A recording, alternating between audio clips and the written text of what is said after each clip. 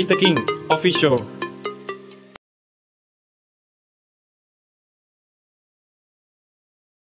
Câu hỏi đầu tiên mình muốn hỏi bạn đó chính là bạn nghĩ gì về ngành hướng dẫn viên du lịch ở phần này là khá là vui. Khá là vui, được rồi, cảm ơn bạn. Nghe họ Vui. Được đi nhiều nơi. Khá là thú vị, quang đẹp, thu hút khách, có nhiều cảnh đẹp.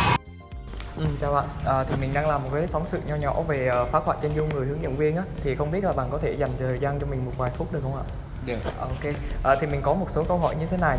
Thì bạn có thể cho mình biết là thuận lợi của nghề hướng dẫn viên là gì không ạ? Nghe hướng dẫn viên thì sẽ được đi du lịch nhiều nơi. Thuận lợi là được đi đây đi đó, đến được những danh lam thắng cảnh nổi tiếng. Nghề hướng dẫn thì nói chung nó cũng có tiền. Được đi nhiều nơi, được gặp gỡ nhiều người và được am hiểu được nhiều kiến thức. Có thể tiếp xúc với nhiều cái nền văn hóa của các cái quốc gia khác và có thể gọi là học hỏi nhiều hơn từ chính những người mà mình hướng dẫn. Đó có thể là mình sẽ đi du lịch được rất là nhiều nơi, khám phá được nhiều điều thú vị hơn. Mình thấy là rất là thú vị.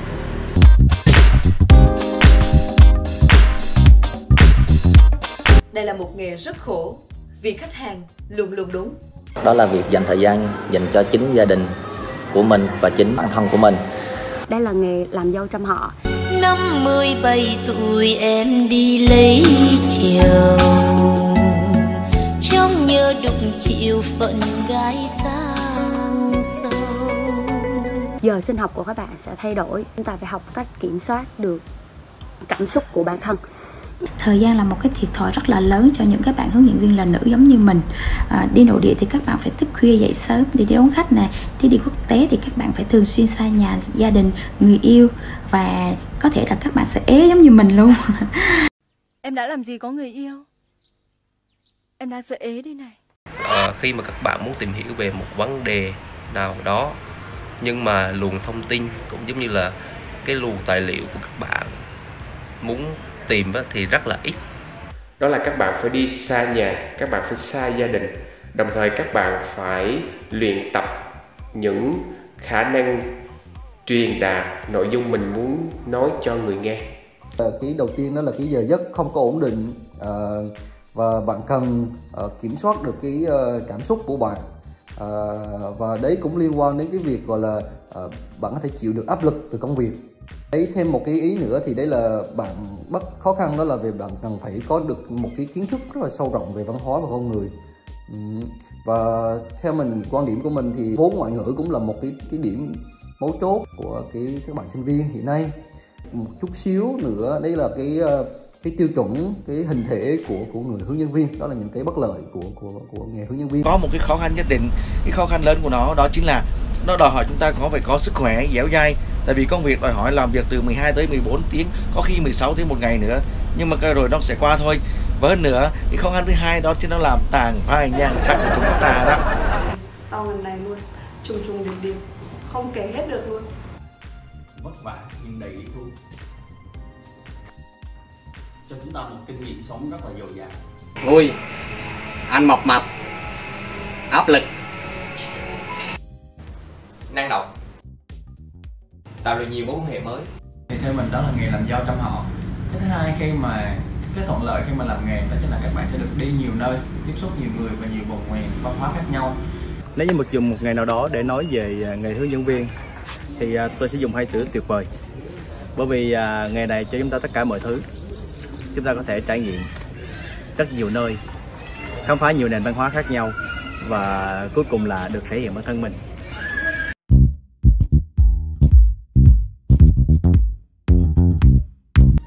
Lời khuyên cho các bạn sinh viên là hãy biết nhẫn và nhẫn.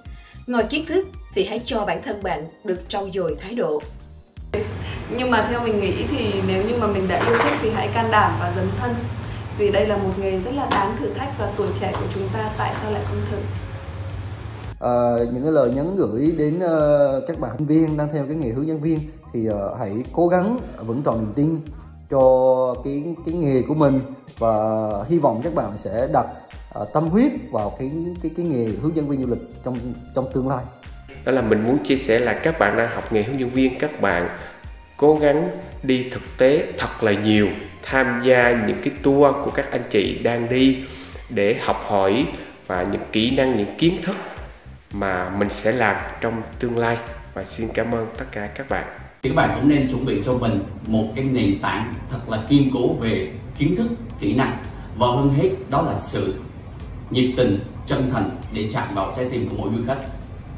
Chúng ta cần phải hiểu rõ về cái nghề mà các bạn đang theo.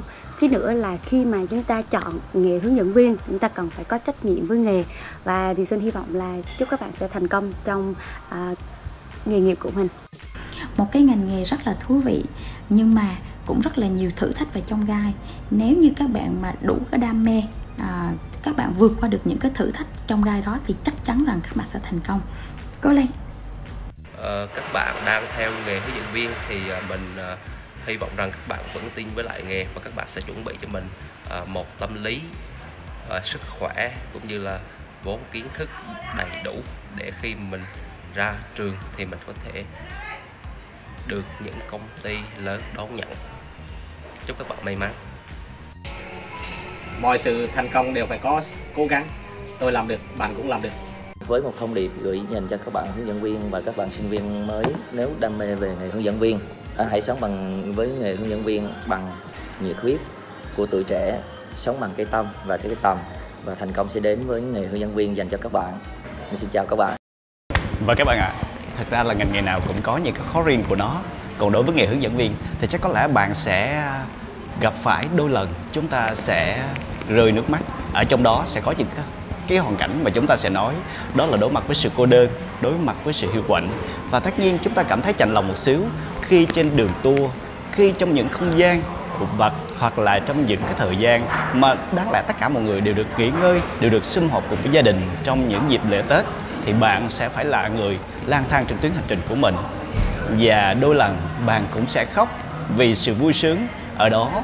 Tất nhiên đó là sự đối xử tử tế của khách, và tất nhiên là những mối quan hệ mới, và đặc biệt là sự chân thành.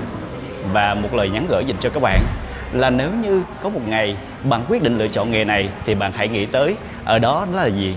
Chúng ta có hai sự lựa chọn. Một là một buổi sáng bạn thức dậy, bạn quyết định sẽ mơ theo giấc mơ mà bạn đang mơ trong giấc ngủ của bạn.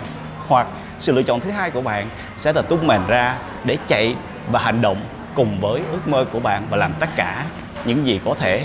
Bạn cũng biết rằng là hành trình ngàn dặm bắt đầu bằng những bước đi đầu tiên, bao giờ cũng sẽ khó. Và bạn cũng biết rằng là máy bay cất cánh được là nhờ sức cản của gió. Vậy chúng ta hãy bắt đầu cho một giấc mơ của chúng ta. Ok?